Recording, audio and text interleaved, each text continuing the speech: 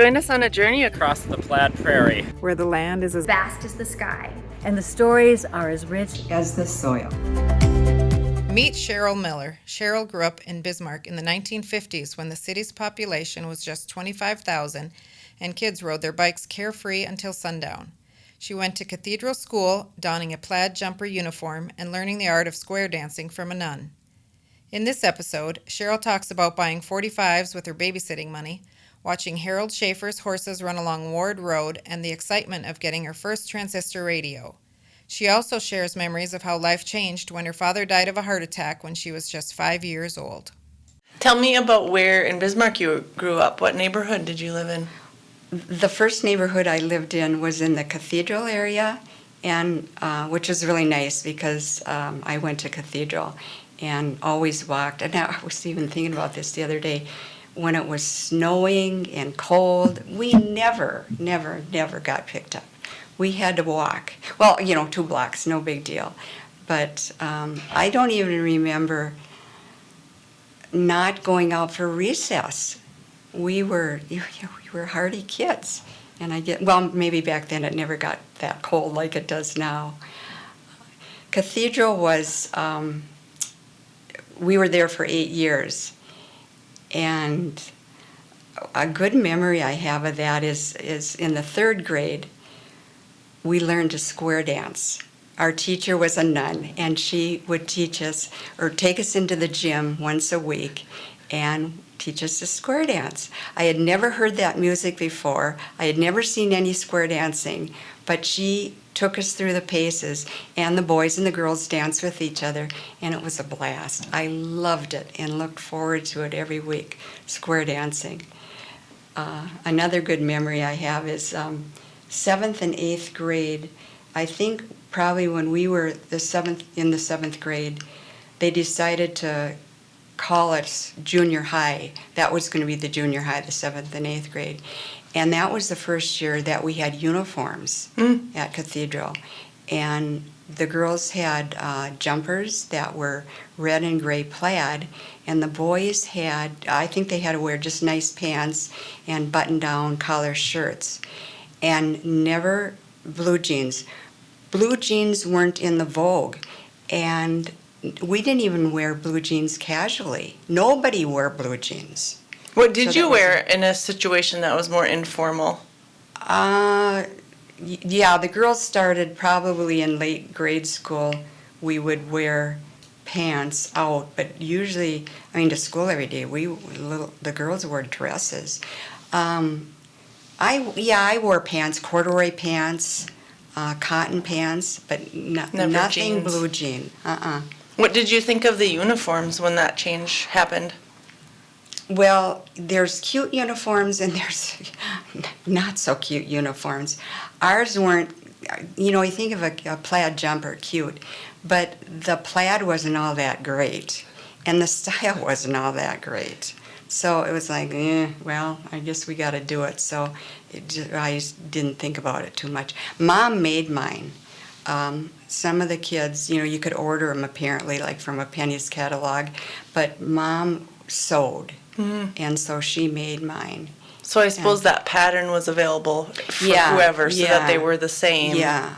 But it was an option. Probably half the moms sewed them and half of them ordered them. So were the boys wearing red or plaid, or could they wear whatever color? They could wear anything. Well, that seems a little unfair. Yeah, I think, other than the fact that, it was nice shirts and not dress pants. They probably were cords or just cotton pants or something.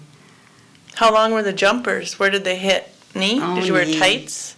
Yeah. Oh, yeah. Tights, knee highs, and whatever shoes. We didn't wear tennies. We just wore tennies if we were, in the summer or doing something athletic. We always had proper little, like Mary Jane shoes or, cute little shoes. No flip-flops? No. So where did you move after the Cathedral district? Well, then we lived in a big house on West Rosser, and it was just Mom and I. My dad died a month after I turned 6. He had heart problems. apparently all his life and got worse. And he was a smoker, which didn't help at all. And did he stop smoking at some point? I don't know. I really don't know. He went, I remember Mom and Dad talking about we have to go to Minnesota to go to Mayo Clinic. And I knew when they talked about Mayo Clinic that my dad would be in the hospital. And I think sometimes they were gone for maybe like 2 weeks, and I would stay with my grandmother. And the last time they were at Mayo Clinic was in the spring.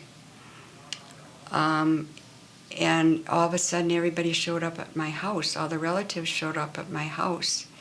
And I remember them being, we were sitting in the living room, and the phone rang, and my aunt answered it. And she came back and started crying. And I thought, why is she crying? And Mom wasn't there. They obviously were down in Rochester. And nobody would say anything. And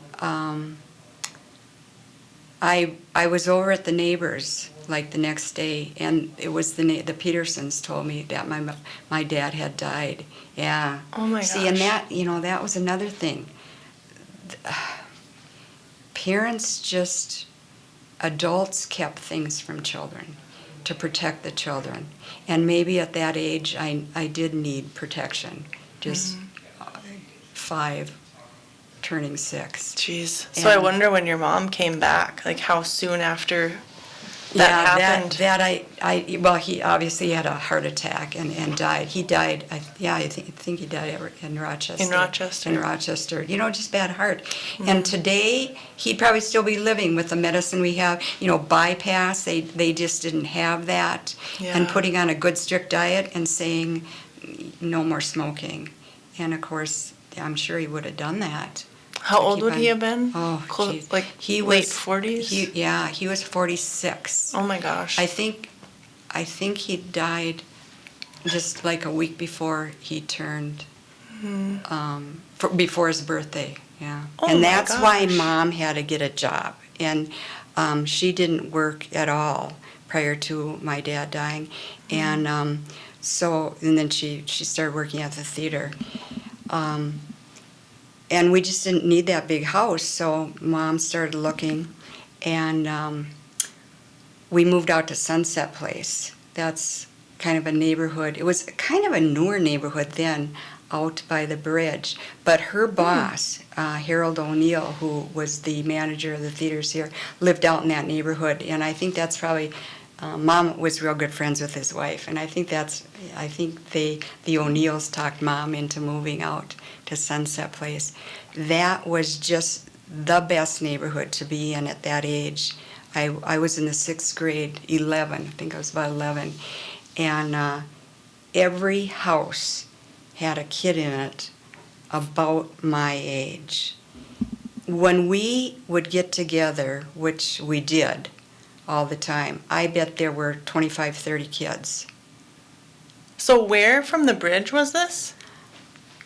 You're talking about Memorial Bridge, I assume? Yeah, it's, kind of to the north. Yeah, it's on the other side of the interstate. Okay. Yeah, just to the north, that little neighborhood. I think it was built originally in the 50s as a Catholic neighborhood. So, yeah, a lot of Catholics were out there. Built as a Catholic neighborhood? Mm-hmm. Tell me about that. I don't even know what that, how does that work?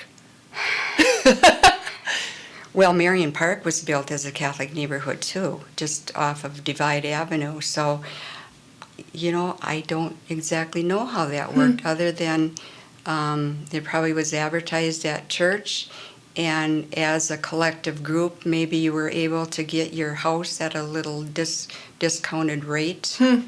Interesting. I've never heard that phrase. Yeah. So you guys probably ran around doing whatever you wanted to in the evenings or in the summer? Oh my gosh.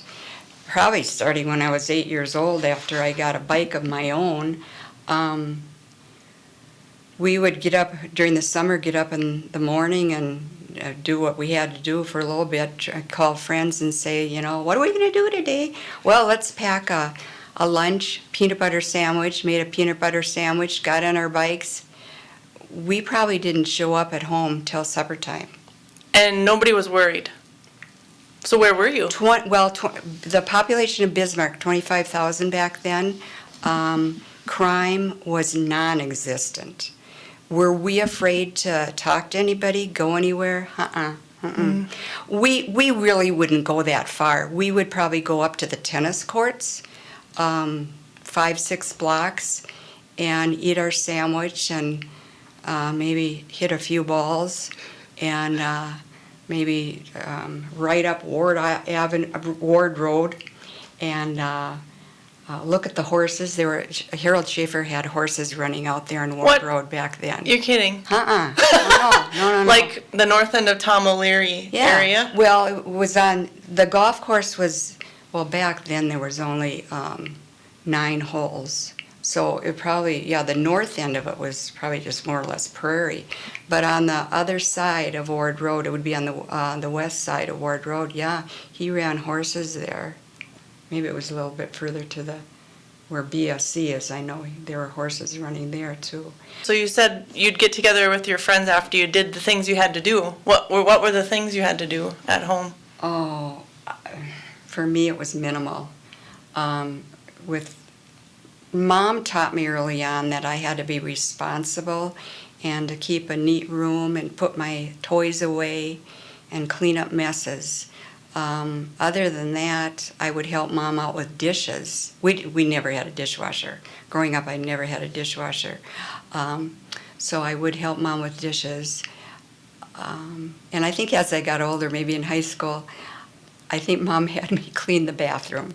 And that's all I remember for chores as such. And allowance-wise, if I needed any money, I'd ask Mom. I knew my boundaries, and I knew what I could and couldn't have.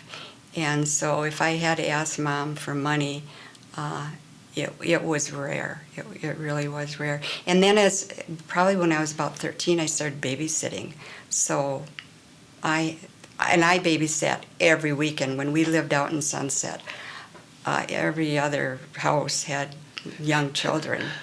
And I was busy every week. I couldn't go anywhere to spend my money because I was busy babysitting. Busy making money. Yeah, exactly, yeah. Not a bad list of chores as the only kid in the house and with your mom working. Yeah, that's but true. I'm sure it was nice to have a little of your own pocket money. What did you do with it? I was a big spender, but penny candy. And then in the summer, the Dairy Queen, of course, after swimming. Yeah, we'd go to the Dairy Queen. And 10-cent dilly bars, that was expensive. Oh. That was big time when you spent 10 cents on a dilly bar. And then we'd go across the street. Piggly Wiggly was the grocery store right across the street, and that's where we bought penny candy. Yeah.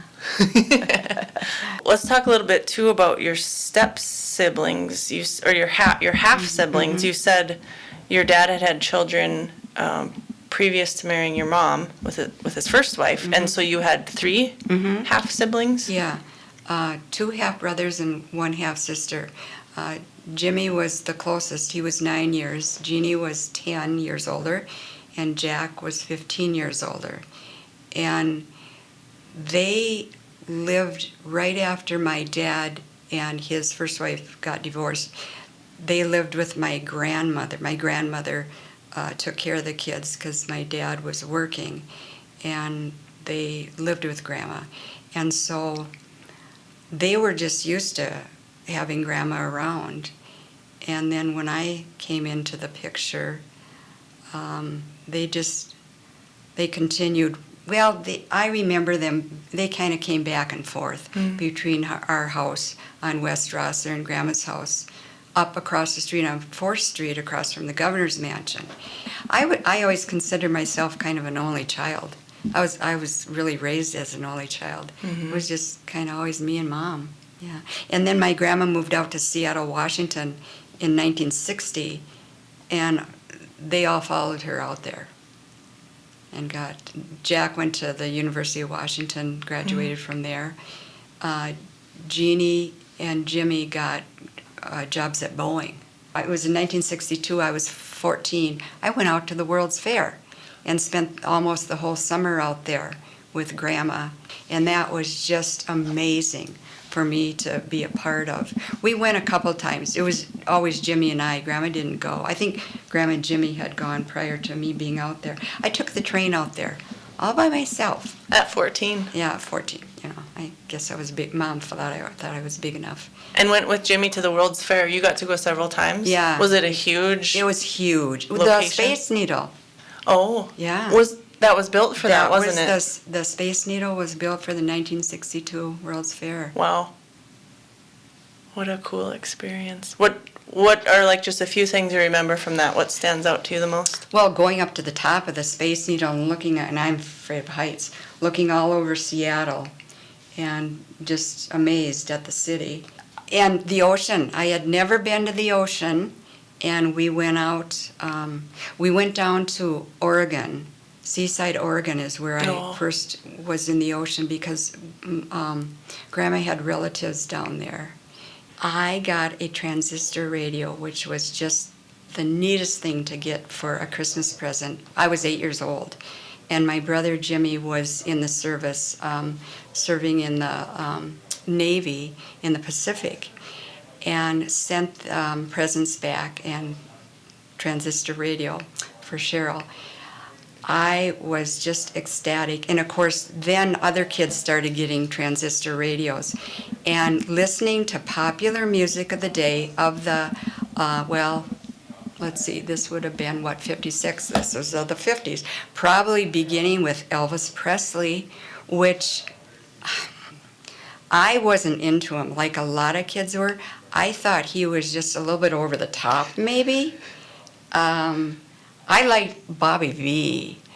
Ones who were Paul Anka. Not really into Elvis that much, but I loved popular music. And I remember coming home from grade school, trying to get all my homework done so I could turn on the TV and watch American Bandstand and listen to all the popular songs of the day. And then I'd play them on my transistor. We knew the lyrics to everything, all the songs. And then we started buying 45 records. And I got a nice record player probably for my birthday, which was in February.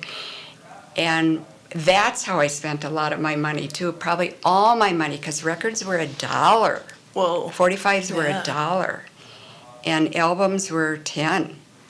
I probably didn't get an album for till I was probably 15. So a single. You would buy a single? Yeah, we call them 45s. Okay. Yeah, that was a single. Yeah, a $10 for an album would have been a very big deal. Yeah. But that transistor radio got to be in your room, was your thing. Oh, Is yeah. that what was exciting about that too? Well, they're about like that size, yeah. Oh, yeah. And we just listen to KFYR. KFYR had all the popular songs, and the DJs, we knew all the DJs. And then as we got older, and then I probably got we call them clock radios, and the alarm woke me up in the morning, and always tuned to KFYR. But at night, we call it, it's KOMA out of Oklahoma City was what everybody listened to, because their signal, oh my gosh, from Oklahoma City went all the way up to North Dakota and probably out that way, east and west also. And when we'd get together, we were early teens, we would, that's all we did, listen to our records. We'd bring pull our records together, listen to the records, and we would dance. We loved to dance with each other. And that's how we learned to dance, was dancing with us, the girls, and watching American Bandstand. And St. Mary's had dances. Whenever we had a basketball game or football game, we'd always have a dance afterwards down in the cafeteria. And I don't think I would never miss a football game or a basketball game or a dance. And there were record dances. So you went to St. Mary's, and did you say, did he go to BHS? He went to Bismarck Okay. High, yeah. And then it was taboo. Dating each other was kind of taboo. Because of the school thing? Or was it Well, it's probably because of the non-Catholic the religion thing yeah, at that the point? religion thing, yeah. Interesting. Yeah. That changed from I high think school to... yeah, Father Beckwar softened a little bit. Not a lot, but a little bit. Because I remember having Boris inviting him to, I think probably it was maybe homecoming, and then we had the end of the year. We didn't call it prom. We called it cotton ball. It was our cotton ball, but it was like prom because we got all dressed up. But our gowns were, no, we did have long gowns. Every one of my dresses, Mom made. And so in high school, was that still pretty common? I'm thinking of times where kids would maybe not like that their moms sewed the thing they were wearing, but what was that like for you at that point? I think some did. Mom was a very good seamstress, very, very good. Mom always let me pick out the material. We would go down to Buttrey's, Maury Allen's, and look at the prom dresses, and I just kind of knew, this is gorgeous, but they were like $25. I knew that was just not something we had the money to spend on. So Mom would say, let's go over to Lucas's, pick out some very pretty material and a pattern, and we made it a fun day of shopping for the pattern as well as the fabric, and I would help Mom cut it out. Mom taught me how to sew, kind of. Mom taught me how to cook, kind of. Mom taught me how to be resourceful very well. And I'm sure she had to be, being a single parent. Yeah, and I knew that. And it was just matter of fact. I was just grateful that Mom was ready and available and willing to sew my dresses. She knit sweaters for me that I loved, absolutely loved. If I would see a sweater, Mom would say, let's find a pattern, pick out the yarn. And a week later I'd have a sweater. Which is great. I mean, the alternative is to not get it at all because it's too much money. Yeah. She made it happen. Yeah.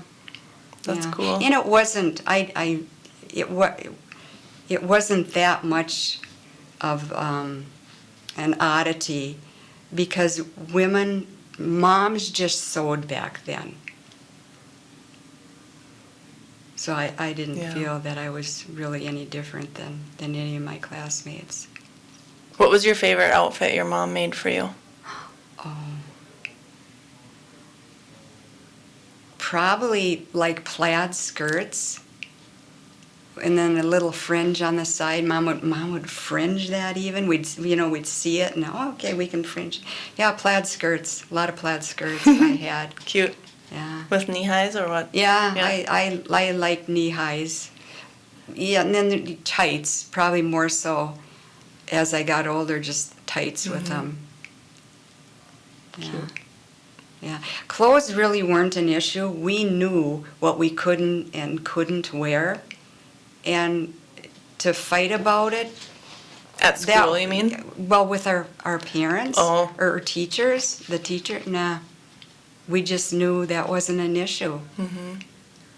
That was just something out of our realm of even thinking about. We totally respected our parents, respected our teachers, the nuns and the priests. That was just a given. No questions asked. Kids knew where the line was and they didn't cross it. They respected the rules and they respected what adults thought about how things should be and what was allowed. And things are certainly different now. So as you talk about your grandkids being in junior high or high school now and what your childhood was like, it's a lot of differences. Yeah. Kids are almost encouraged to challenge their teachers today as well as their parents, which, there's good and bad things to be said about that. I don't think we had the option, or we didn't think we had the option back then, so it never came up, never was discussed. The good old days, in some respects, yes, they were the good old days. Would I like to go back to the good old? Yeah, sometimes I would like to go back to the good old days. You know, there's a balance, and I think that's the key to everything. You have to have a balance. Mm-hmm. So you said your dad passed away when you were 6. What do you remember about him? Oh, he was wonderful, wonderful memories. He was a great outdoor adventurer. Yeah. Every weekend, we would be boating, camping, fishing, hunting. And he built our boat. He built that. He built our water skis. In fact, he entered them in a hobby contest and took a prize for him. I have the newspaper article from that. He built a surfboard. Of course, this isn't the surfboard of today. This was a rectangle thing, a board that I sat on, and he would pull me behind the boat. And A North Dakota surfboard. it was a North Dakota surfboard. We would mainly go to Lake Isabel or out to the Missouri River, on the river. And then when the dams were built, we would go up to Garrison and out to Hart Butte. And he would fish. He would go up to Canada, up into northern Canada, and do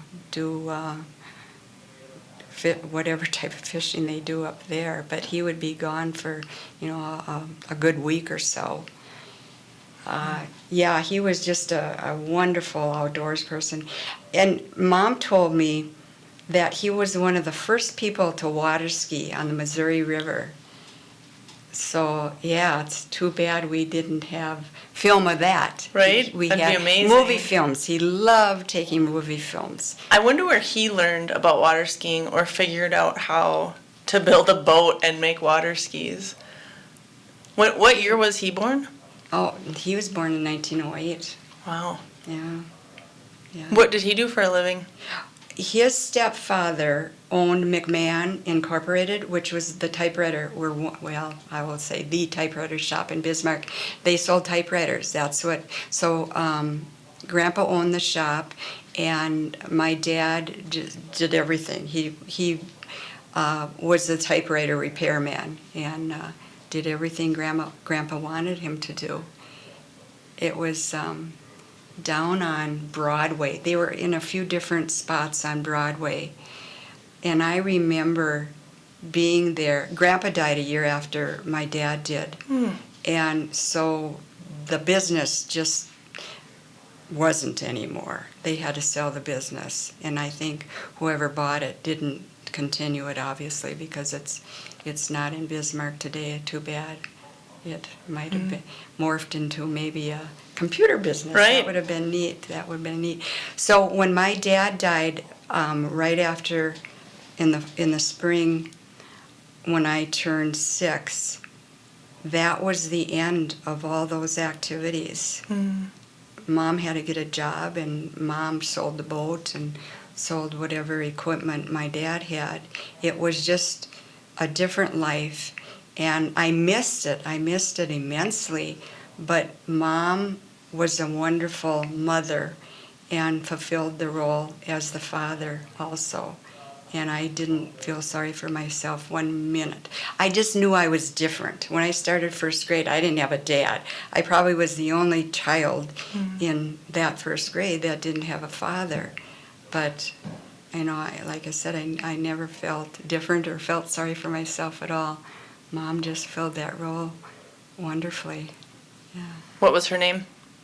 Myrtle Rosella Stodiker Sloan. And what was your dad's name? John J. His middle name was J.Y. Sloan. And he grew up, I think he was born in Hettinger Mott area, but they moved up to Bismarck then. I think probably when they were early teen years. And he had a brother who was a year younger, Uncle Gene. And they lived and went to school here in Bismarck. He graduated from Bismarck High. Mom lived in Minnesota. She lived in Perham. And all the lake activities. She grew up with that. They had a cabin on Little Pine Lake, and she said all her relatives from Iowa would come up in the summer, and they'd spend their whole summer at their lake cottage, and the kids had to do a lot of work because all their relatives were there, and they didn't do their work. They were on vacation. Boy, I bet they were piled into a small space too. Yeah. Did she go to high school? Oh, yeah, in Perham. And then right after high school, she went to Interstate Business College, that was in Fargo. And how she got out here to Bismarck, that's kind of a good story too. She and her sister, who was Lucille was, I think, 2 years older, were sitting at the lunch counter in Woolworths in Fargo. And they were probably both kind of finishing up their time at the business school. And they heard some guys sitting down away from them talking about the Capitol needing stenographers, secretaries, and their ears perked up and said, "Yes, that's us." And they said, "Well, get yourself down to Bismarck. You can get jobs working at the Capitol." So both of them came to Bismarck and got jobs at the Capitol. And Mom stayed her entire life Wow. here in Bismarck, never did go back to Minnesota. Do you know how your parents met? Yes. Mom was a stenographer at the Capitol. My dad was the typewriter repairman.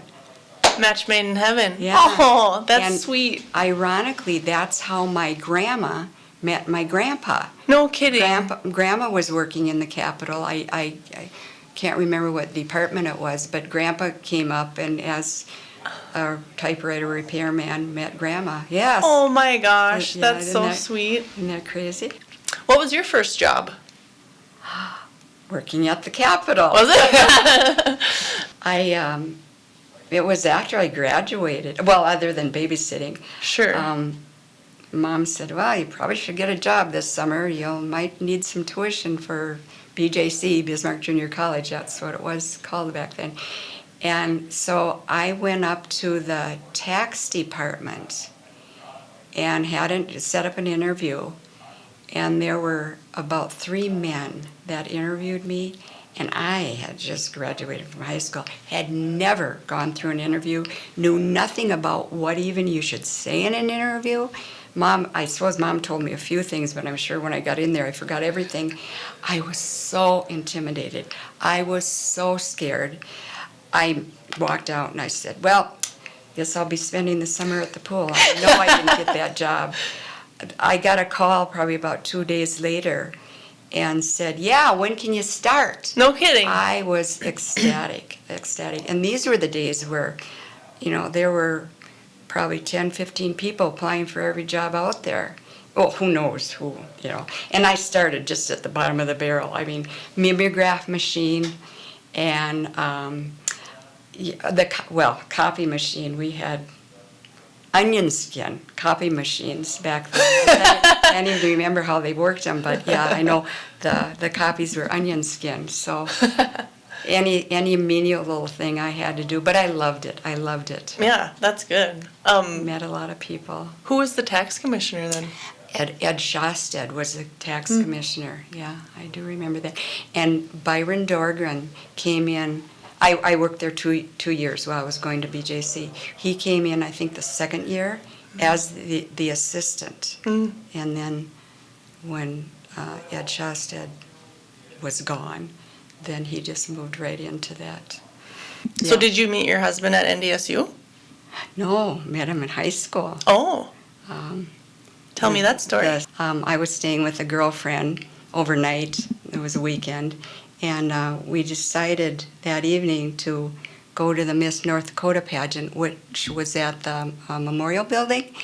And by the time we got there, it was over with, and everybody was coming out, and we saw a few of our friends. And one of them was a guy that we knew kind of from the outskirts of our neighborhood. And he started talking to us, and he was with this other guy who I didn't know. And he said, "Hey, we're going to a dance over at the Hall of Four Seasons. Why don't you guys come with us?" And we kind of looked at each other. We had never been to a dance at the Hall of Four Seasons. And we said, sure, sure. So we followed him over there. And, well, I learned afterwards that Boris had said to Craig, if we're going to dance, I'm going to take the one in the red stretch pants. That turned out to be me. And we danced that whole night. And it was, I had a girlfriend who lived not too far from me in our neighborhood, and I got in touch with her the next day and said, oh, by the way, I met this kid last night, Boris Miller. Oh, yeah. He sits behind me in homeroom. And I said, well, what's he like? And she said, he's smart and he's funny. And that did it for me. Yeah, I guess that was my only criteria as a 16-year-old. I needed somebody who was fairly smart and funny. So we, that summer, we hung out at the pool, the Elks Pool. That's where all the teenagers met during the summer. And he would show up in his baby blue, what car? Little baby blue car. Oh, the car was a Corvair. You probably Those were never did. tiny. I've seen those. Yeah.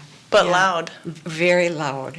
Well, anyway, this car would come down the street, and the engine was in the back, and we would hear this car coming down the street from 2 blocks off. It was so loud, and we knew it was Boris.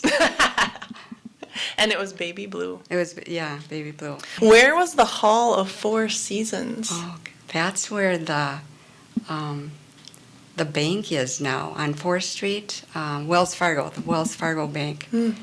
And A dance hall, it was? It was attached to the GP Hotel, GP. the Grand Pacific Hotel. We called it the GP. And it was newly built in the 60s, and it was an event center, a venue. And we had tons of dances there. The night we were there was the Ronettes, and you probably never heard of the Ronettes, but that was Boris's favorite band. It was a girl band, and they were very well known. It wasn't a local group. They were And national. they were playing in Bismarck. They played. We had a lot of big groups. Wow. Come through Bismarck in the 60s. Would you have to pay for a ticket to go to Well, something like that? Oh, at the very most $1. And I don't even know if we had money with us.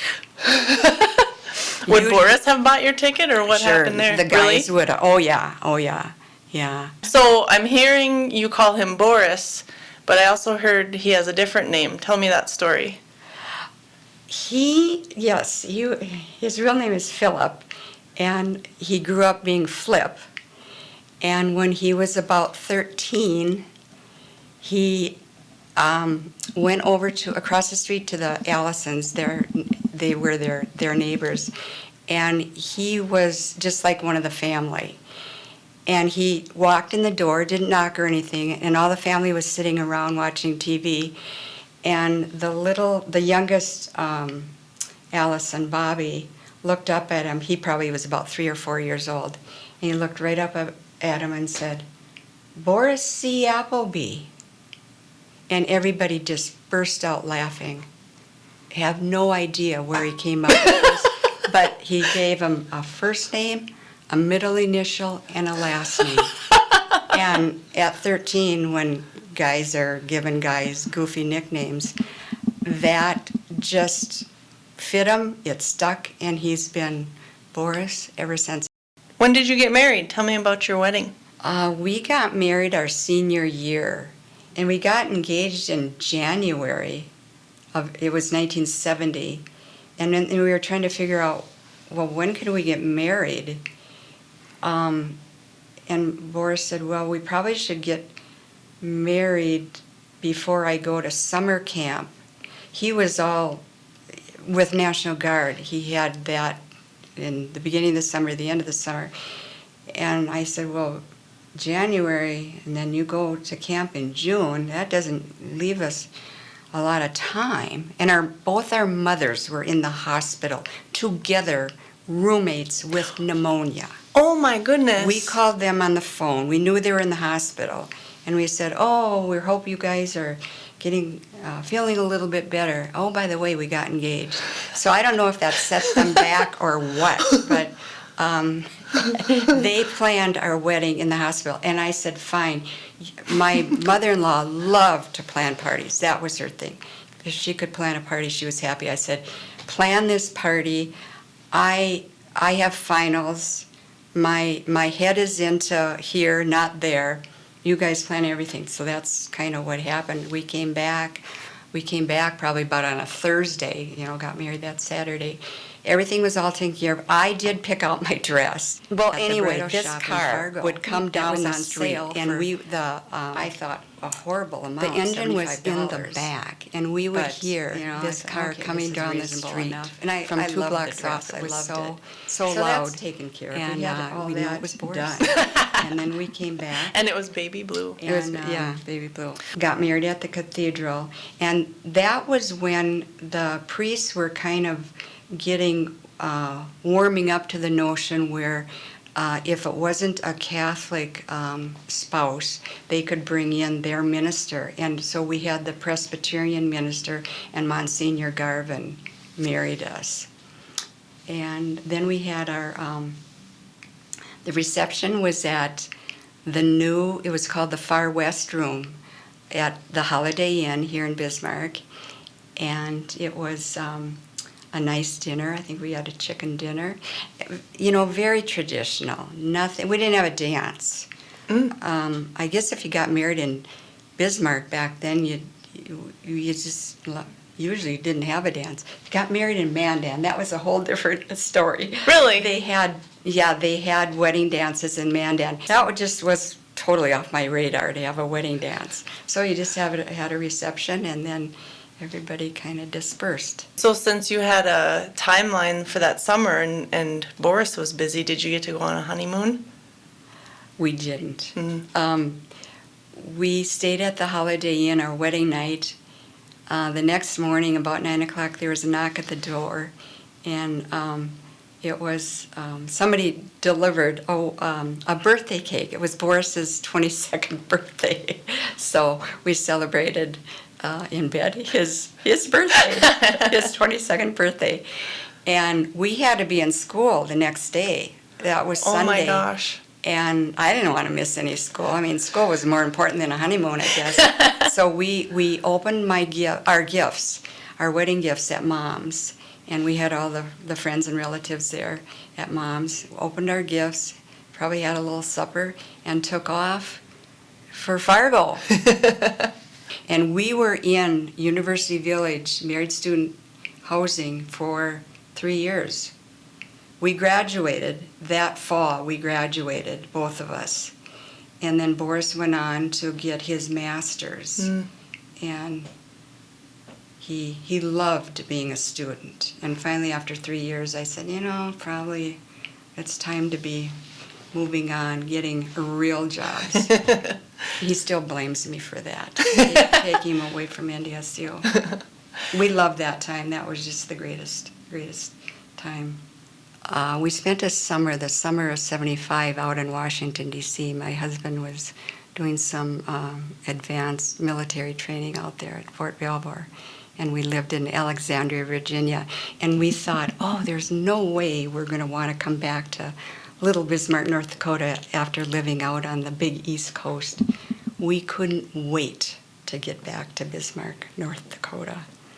In fact, when we saw Welcome to North Dakota, we stopped the car and took a picture of the sign. That's great. And I'll end with a quote from Joseph Campbell.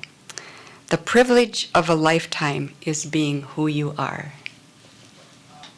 Do you feel that you've always been able to do that? You talked about how your mom raised you. It seems like you were comfortable and safe, and that certainly makes that more possible to be who you are. Yeah, I think so. Maybe as you age, I think you grow into the person who you were meant to be. It's been fun visiting with you. Yes. I feel like you we too, could cover Andrea. a lot more things.